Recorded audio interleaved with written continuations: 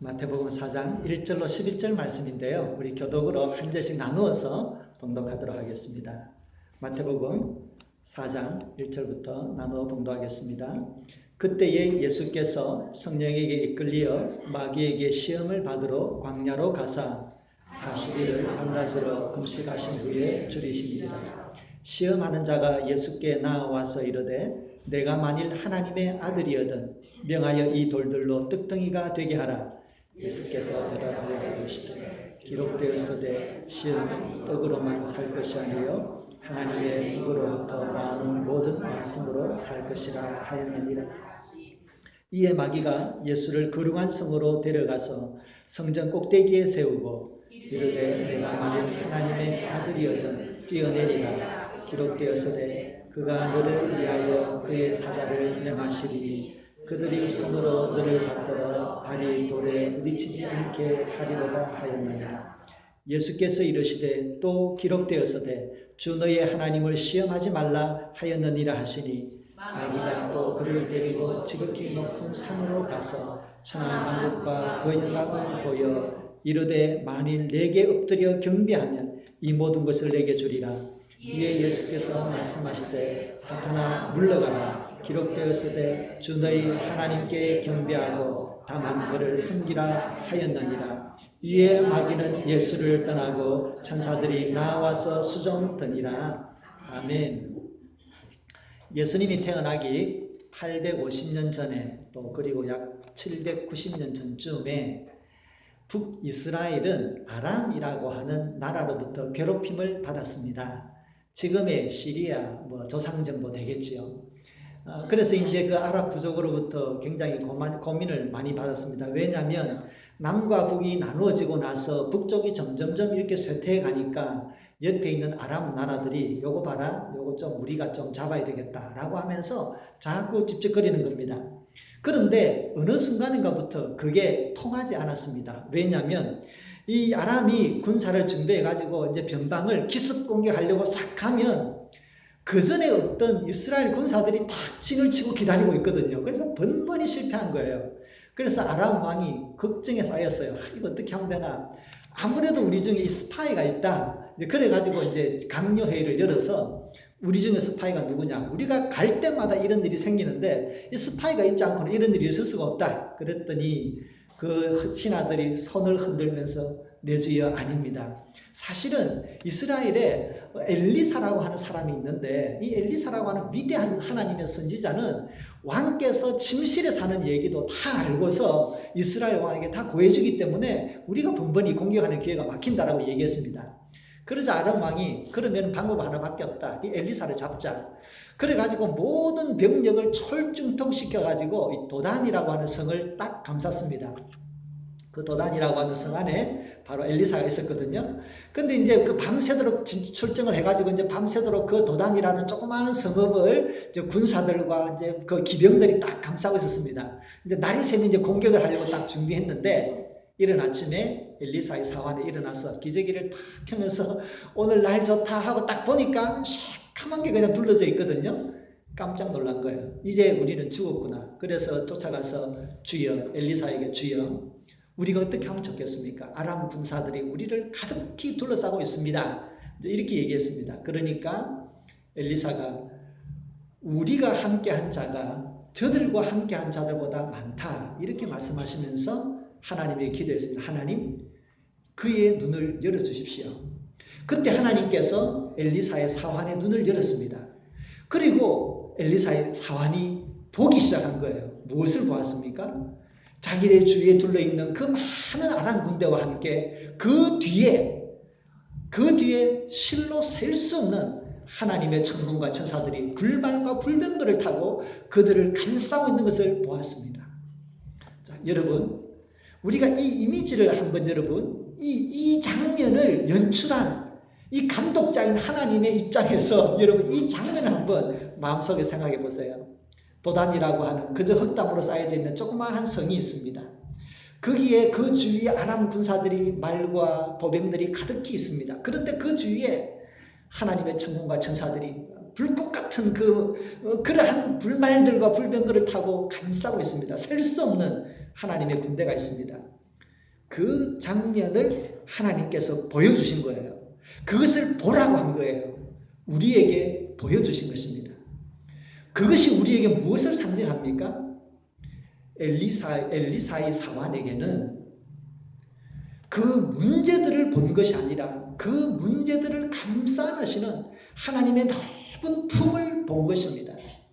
문제가 없어지는 것이 아니라 문제와 함께 여전히 평행선에 있지만 그러나 그 문제를 뛰어넘은 하나님의 불말과 불병거를 보면서 그의 앞에는 문제도 있지만 하나님의 불말과 불병거가 같이 있다는 것을 보게 하신 것입니다. 여러분, 은혜가 무엇입니까? 하나님을 믿고 살아간다라고 하는 우리의 신앙이 무엇을 의미합니까? 우리가 예수님을 믿을 때에 무병장수와 불행 끝 행복 시작이야, 막 그런 것이 우리에게 기다리느냐? 결코 그렇지 않습니다. 우리가 살아가는 삶은 참 어르신들이 말하는 것처럼 야, 세상살이 쉽지 않아. 정말 우리에게는 웃을 일과 울 일과 그것이 언제나 같이 있는 것이죠. 그래서 우리들의 삶 속에도 수많은 우리의 짐들이 있지만 그것을 뛰어넘어서 그 장벽을 뛰어넘어서 하나님이 우리와 여전히 함께 하시는 그 넓은 하나님의 품을 바라볼 수 있는 것, 그것이 바로 우리가 믿음을 가지고 살아가는 우리 믿음의 성도들의 특권인 줄로 믿습니다. 그러므로 여러분, 우리들이 어떤 어려운 상황 속에서도 하나님을 바라볼 수 있다라고 하는 믿음의 중심을 가진다는 것이 참 중요합니다. 우리가 지난 금요일 날 말씀을 나눴습니다만 하나님이여 내 마음이 하나님에게 확정되고 확정되었습니다. 내 마음은 하나님에게 대못을 탁 박듯이 못이 딱 박혀 있습니다. 그것이 바로 우리가 세상의 모든 파도들 앞에서 문제의 벽 앞에서 우리들이 가질 수 있는 신앙인의 고백인 것입니다. 그래서 여러분, 우리들은 삶에 문제가 없어서 하나님을 믿는 것이 아니라 오히려 삶의 문제들 때문에 하나님과 더 깊은 믿음의 세계로 들어가는 것입니다. 시편에 보면 다윗의 찬양들이 참 많죠. 그런데 그 다윗의 찬양의 그 내면을 가만히 들여다보면 그 찬양의 소스, 그 근거가 뭐냐라고 하면 한마디로 시련, 걱정, 문제들입니다. 정말로 그가 하나님에게 훈련받은 만큼 그만큼 아름다운 찬양이 나오게 됩니다. 그 중에 시편 18편을 제가 한번 나눠보긴 원하는데요. 그는 삶의 경험 속에서 하나님을 경험하고 부딪히면서 아하, 하나님은 이분이구나 라고 하는 고백을 구구절절히 하고 있는 거예요. 근데 이 고백이라고 하는 게 책상에 앉아가지고 하나님은 어떤 분일까? 가만히 생각해보면서 무슨 말을 쓰면 좋을까? 이렇게 생각한 것이 아니라 그가 삶의 자리에서 정말 쫓겨다닐 때, 생명이 위급할 때 바로 그때 만났던 하나님을 얘기한 것이죠. 같이 읽겠습니다. 나의 힘이신 여호와여, 내가 주를 사랑하나이다. 여호와는 나의 반석이시여, 나의 요새시여, 나를 건져시는 이시여, 나의 하나님이시여, 내가 그 안에 피할 나의 바위시여, 나의 방패시여, 나의 구원의 나의 산성이시로다. 내가 찬송받으실 여호와께 아뢰리니 내 원수들에게서 구원을 얻으리로다. 아멘. 아멘. 구약 성경에서 하나님은 언제나 삶의 문제 앞에 있는 성도님들을 모른 척하지 아니하시고 그 문제를 뛰어넘는 하나님의 강력한 능력과 은혜를 보여주셨습니다. 그런데 여러분, 이러한 하나님의 은혜를 위로부터 우리에게 일하는 마치 비가 내리는 것과 같은 하나님의 은혜라고 우리는 볼 수 있습니다. 그런데 여러분, 우리가 물을 얻는 방법이 두 가지가 있어요. 하늘로부터 비가 쫙 쏟아질 때 땅은 그 물을 가지고 살아갑니다. 그 첫 번째 방법, 그 물을 얻는 첫 번째 방법, 하늘에서 떨어지는 비를 기다리는 것이죠. 그런데 물을 얻는 또 다른 방법이 있어요. 뭐냐면 땅을 파는 거예요. 땅을 팝니다. 근데 미국의 땅은 보통 이런 땅은 10피트를 들어가면 물이 있다 그래요. 팝니다. 10피트를 딱 파고 들어가요. 그러면 거기에는 물이 어떻게 해서 있나요?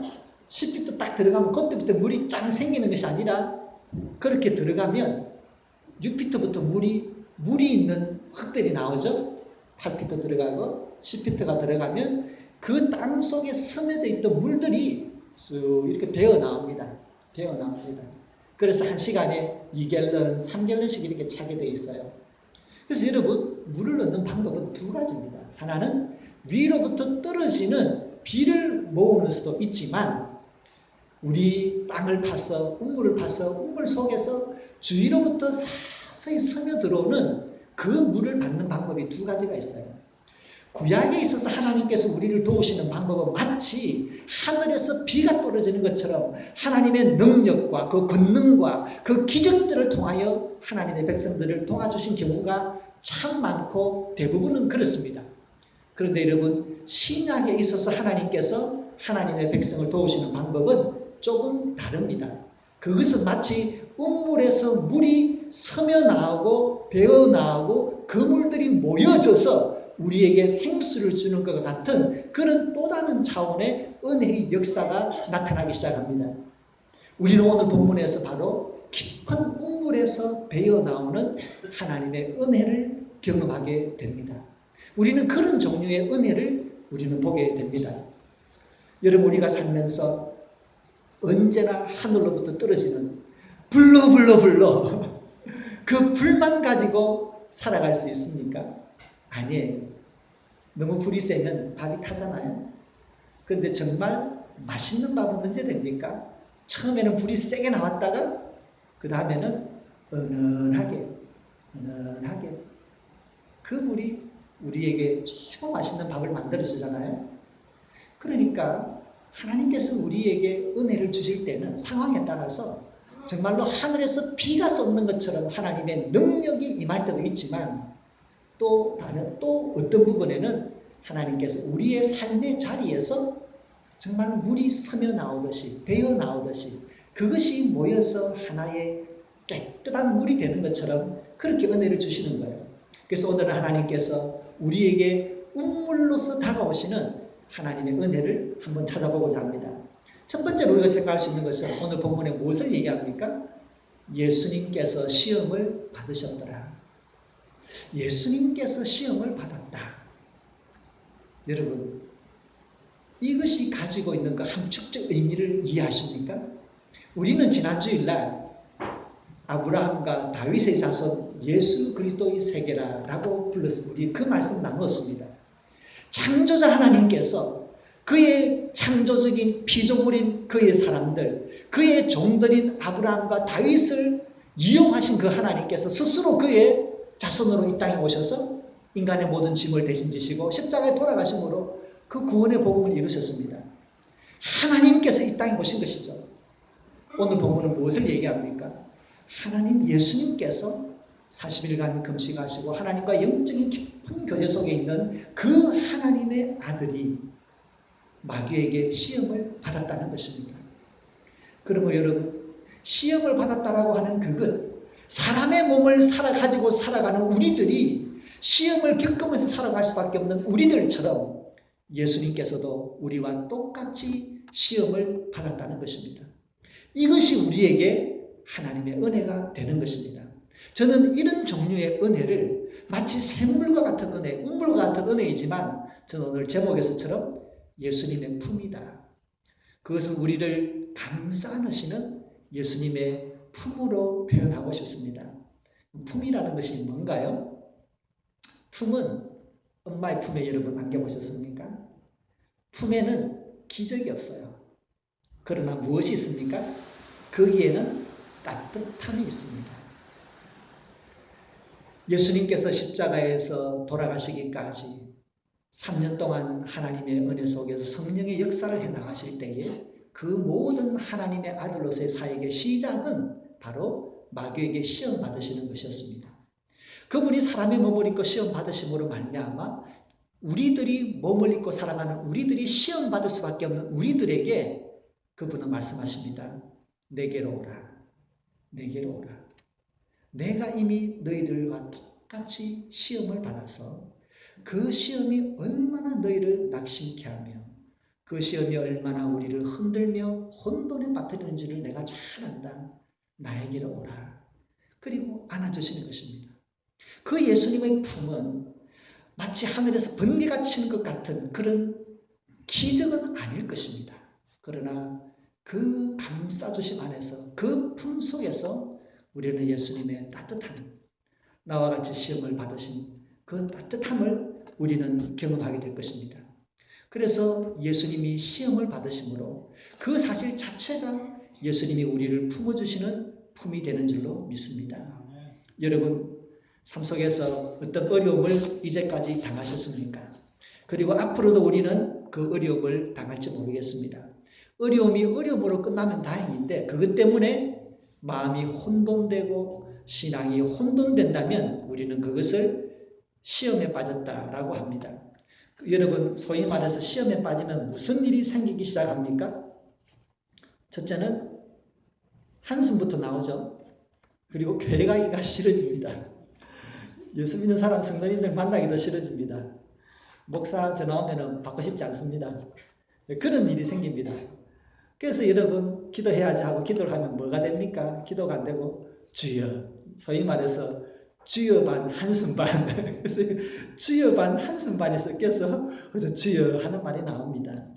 그런데 여러분, 우리가 기억해야 될 것이 있습니다.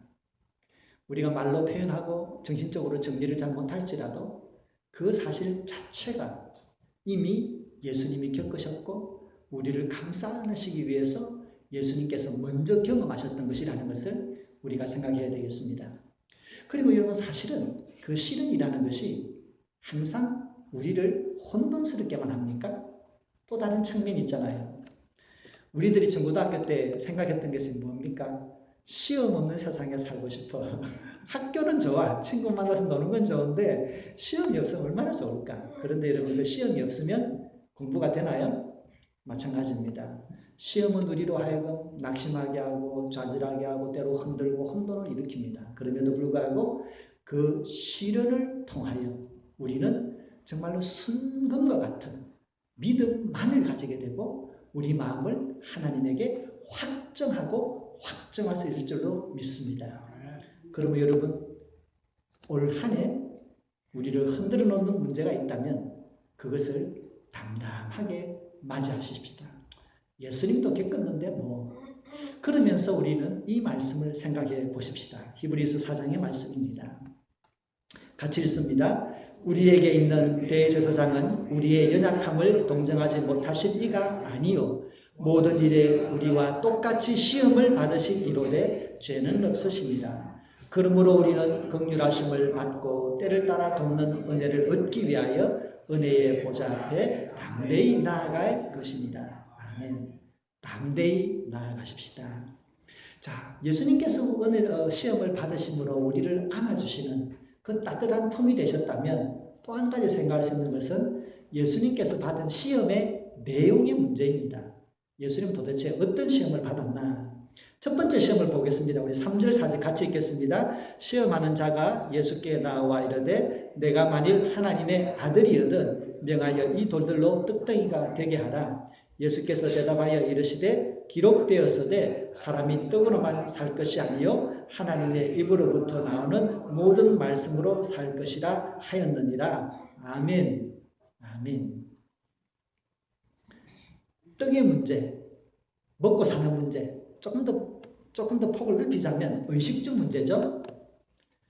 제 친구 중에 이런 친구가 있었어요. 제가 이제 굉장히 친했던 친구인데, 이렇게 주물이라 그럽니까? 뭐 이렇게 플라스틱 녹인 물 같은 거를 이렇게 녹여가지고 어떤 형태를 만들어내는 거예요. 기념품들 만들어내는 겁니다. 근데 이분이 이제 우리 친구인데 친구 아빠가 우리 교회 집사님이셨어요. 근데 이 친구 집에 어느 날 스가 찾아와서 이런 거를 만들어달라 그랬어. 이런 거를 만들어주세요. 그래서 이제 아빠가 이런 거를 이제 만들었어. 근데 이런 거를 만드는 것을 목사님이 알아버렸네. 찾아왔어. 집사님이 자아진 건 알겠는데 이런 거를 만드는 거는 좀 곤란하잖아요. 이렇게 얘기했어요. 근데 그 집사님이 좀 뭐 이렇게 미안할 거 아니겠어요? 근데 의외의 반응이 나왔어요. 목사님, 왜 이러세요? 내 먹고 사는 거 책임지겠어요? 이렇게 된 거야. 내가 그 스토리를 제가 어린 나이에 제가 어떻게 알겠어요? 친구한테 들었으니까 알지. 그 집에 제가 자주 놀러 갔거든요. 근데 그 집에 가면 훈제를 얼마나 아름답게 했는지 몰라. 훈제를 쫙 해놓고 그 다음에 기념품들 만들어 놨는데 어느 날 이거를 이제 만들어 가지고 문제가 된 거예요. 자, 여러분, 우리가 한번 생각해 볼 게 있어요. 이런 거를 안 만들다 할지라도 나 먹고 살아야 돼요 라고 하면서 우리가 얼마나 많은 신앙을 양보하며 살았습니까? 그게 사실은 똑같은 문제잖아요. 그죠? 이게 눈에 확 드러나느냐 드러나지 않느냐의 문제이지 사실은 먹고 사는 문제가 최고야 라고 할 때 우리가 얼마만큼 쉽게 신앙을 양보하고 있습니까? 바로 그 문제를 지적한 거예요. 그것이 예수님의 첫 번째 시험입니다. 바꿔 말하면 우리들에게 어떤 문제가 제일 많이 온다는 거예요? 그 문제죠. 먹고 사는 문제와 신앙을 어떻게 함께 끌고 가느냐. 이게 문제인 거예요. 이게 고민인 거예요. 그래서 사탄도 이것이 가장 근본적인 문제인 줄 알고 그거를 턱 더 밀은 거예요. 너 하나님의 아들이야. 그래도 먹고 사는 게 중요하잖아. 예수님이 말씀하셨습니다.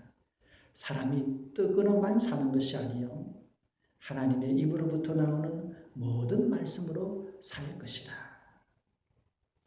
우리는 영을 가지고 있는 영적인 존재들입니다. 먹고 사는 것 중요합니다. 그래서 떡이 필요 없다라고 말씀하지 않으셨습니다. 다만 우리들에게 영적인 면이 있다는 것을 예수님께서 일깨워 주시면서 그 영을 위하여 피곤하지만 교회 와야 되고 피곤하지만 말씀 봐야 되고 피곤하지만 기도해야 되고 그 영을 위하여 시간과 노력을 투자해야 된다는 것을 우리에게 말씀하시는 것입니다. 그 시험을 예수님이 겪으신 거예요. 우리가 다 겪는 그것을. 두 번째 시험은 무엇입니까? 같이 있습니다. 이에 마귀가 예수를 거룩한 성으로 데려다가 성전 꼭대기에 세우고 이르되 내가 만일 하나님의 아들이거든 뛰어내리라. 기록되었으되 그가 너를 위하여 그의 사자를 명하시리니 그들이 손으로 너를 받들어 발이 돌에 부딪히지 않게 하리로다 하였느니라. 예수께서 이르시되 또 기록되었으되 주 너의 하나님을 시험하지 말라 하였느니라. 아멘. 예수여 당신이 하나님의 아들입니까? 그러면 이 정도 기적은 해야지. 그래야지 사람들이 당신을 따라갈 거 아니에요. 요즘 말로 하자면 종교적 신비주의입니다. 제가 가끔씩 얘기를 했습니다만 좀 부끄러운 얘기이기도 합니다만 신학교 때 신대원 3학년 1, 2, 3학년 다니면서 저녁이 되면은 기숙사에 있으면은 그 기도탑에서 쥐여 하는 소리 들리거든요. 우리는 자고 있는데 쥐여 그런다고요. 엘리야 기도회 회원들. 그래서 이제 우리들도 웃으면서 서로 얘기하기를 야 저러다가 안수기도 하는 능력 한번 받으면 이제 끝났다. 그렇게 생각한 거예요. 정말 목사는 병을 낫게 하는 안수기도만 할 수 있으면 그 은사만 받으면 다 끝난 겁니까? 목사는 기도할 때 방언으로 하고 예언만 하면 다 끝난 겁니까? 여러분, 이게 종교적 신비주의예요. 종교적 신비주의는 모든 것을 묻어버릴 수 있는 권세가 있습니다. 그러나 성경은 어디에도 종교적 신비주의를 내세우지 않습니다. 왜 그럴까요? 왜 종교적인 신비주의가 예수님을 시험하는 시험이 되었습니까? 종교적 신비주의는 인간을 얽어내는 힘이 있습니다. 종교적 신비주의는 두려움을 통하여 사람을 얽어냅니다. 그러나 복음의 본질은 우리를 자유케 하는 것입니다. 여러분 제가 아는 어떤 집사님이 진짜 영역이 많은 목사님 교회에 갔어요. 근데 어느 날 교회를 옮겨야 돼요. 근데 이분이 느끼는 첫 번째 감정이 뭔지 아세요? 이 교회 나가면 벌 받는다. 이 교회 나가면 벌 받는다. 하나님 나 칠 거야. 하나님은 교회 옮긴다고 사람을 칠까요? 하나님은 목사만 안 넣는다고 칠까요? 치면 좋겠어. 좀 도와주면 좋겠어. 근데 내 마음대로 안 되는 거야. 왜죠? 하나님은 신비주의의 하나님이 아닙니다. 예수님을 유혹했던 것은 신비로운 그 경험 한 번을 가지고 사람들을 다 감싸는 것입니다. 두려움을 심는 것입니다. 그러므로 여러분, 신비주의와 참된 기독교의 영성의 차이는 이것입니다.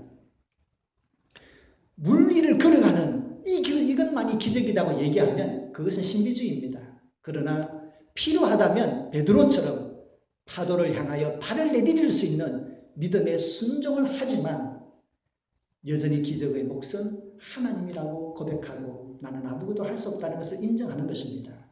신비주의는 내가 기도하면 하나님께서 이 기도 들어서 낫게 해주실 거야 라고 하는 것을 확신하고 나에게 기도받으라고 요구하는 것이지만, 그러나 참된 영성은 내가 그 사람을 위하여 진정으로 기도하지만 그저 내가 할 수 있는 것은 하나님의 온전한 은혜에 내어 맡기는 것을 받아들이는 것입니다. 그런데 여러분, 이것보다 더 좋은 게 뭔지 아세요? 지금 우리 권혜성 권사님께서 수술을 받으시고 집에서 이제 몸을 회복 중이신데, 우리는 그분을 위해서 많은 기도를 했습니다. 정말 하나님께서 기적적으로 낫게 해주실 것을 기도했습니다. 그리고 하나님께서 모든 과정 속에 함께 하셔서 치유가 될 수 있도록 기도했습니다. 우리는 다 기도하고 회복되기를 기도하고 있습니다. 우리는 기도하면서 그 결과를 하나님에게 맡깁니다. 그런데 또 한 가지의 차원이 있습니다.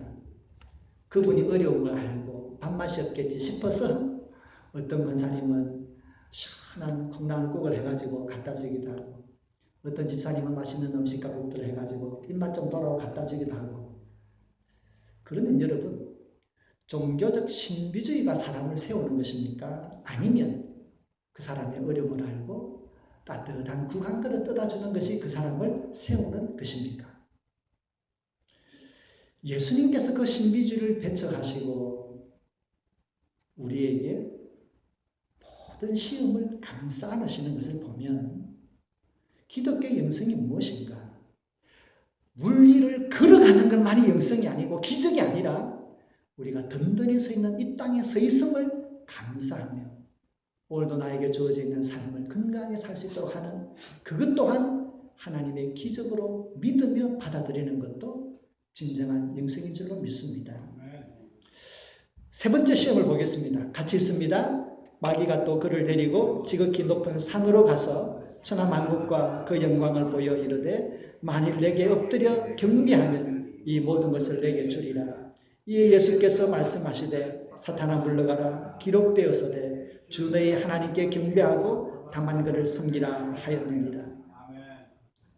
아무도 보이지 않는 광야에서 아무도 올 수 없는 높은 산 꼭대기에서 한 번만 절하면 이 땅에 있는 모든 권세와 영광을 당신에게 주겠어. 한 번만 하면 된다고. 그럼 예수님은 슬쩍 땅에 뭐 떨어졌네? 이러고 슬쩍 하면 세상의 모든 나라와 권세를 가집니다. 그러면 복음 전하기 얼마나 좋아요. 제자들이 얼마나 신나겠어요. 개 물러거라. 예수님 오신다. 개 물러거라. 어명을 받들라. 우리의 복음이 준비되어 있다. 이러면 되잖아요. 얼마나 좋아요. 그런데 예수님은 하나님 핑계대고 자기 편한 길 찾아가지 않으셨습니다. 그는 하나님 핑계대고 하나님의 뜻을 왜곡하지 않았습니다. 예수님이 세상을 정복한 것은 세상의 권세를 가지심이 아니라 세상의 권세에 자기 자신을 내어 맡기고 십자가의 죽으심으로 세상의 권세를 이기셨습니다. 그래서 예수님께서 말씀하시죠. 마지막 십자가를 앞두고 내 마음이 심히 고민하여 죽게 되었다. 예수님은 이 땅에 왕으로 오셨습니다. 우리의 주인으로 오셨습니다. 그러나 그분이 우리 대신에 어린 양으로서 채찍에 맞으시고 고난을 받으심으로 우리의 모든 것을 대신 감싸 안으셨습니다. 그러므로 우리는 예수님의 은혜를 하늘로부터 빛처럼 쏟아지는 은혜라기보다는 정말로 깊은 우리의 삶의 그 어려운 그 삶의 한 자리에서 그 음불의 그 밑바닥에서 서서히 배어나오는 그 물과 같은 그 샘물과 같은, 그리고 우리를 감싸 안으시는 그 그 하나님의 예수님의 품인 줄로 믿습니다. 그래서 여러분 우리 올 한 해는 두 가지를 동시에 생각해야 되겠어요.